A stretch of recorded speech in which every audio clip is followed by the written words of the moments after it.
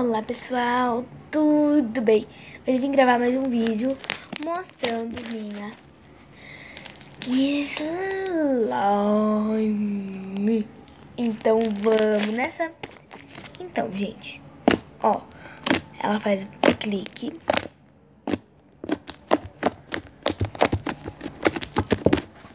Ó, ela estica bastante e ela faz...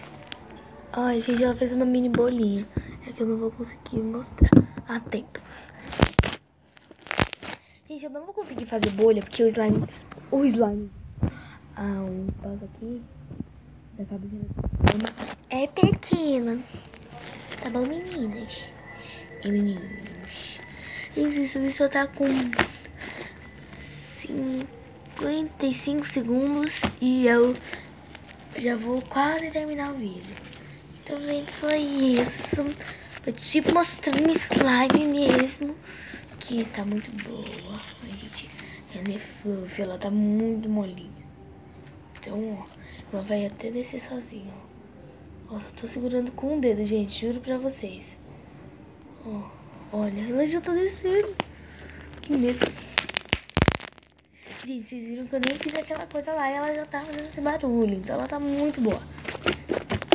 Então, gente, espero que vocês tenham gostado.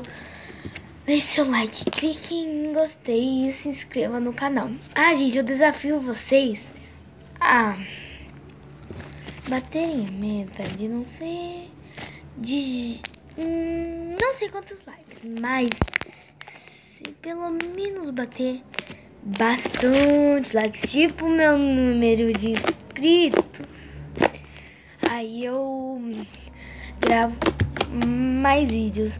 Mas se não bater, gente, eu não sei se eu gravo ou não gravo. Tô brincando, eu vou gravar mesmo assim. Só que aí, gente, coloquem aqui embaixo se vocês querem que eu grave 2 vídeos por semana.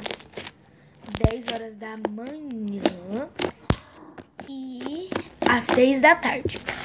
Gente, só que nos dias que eu vou pra academia não vai dar pra gravar. Aí vocês percebem que não tem vídeo. Gente, porque eu vou pra academia. Porque eu acompanho meu pai.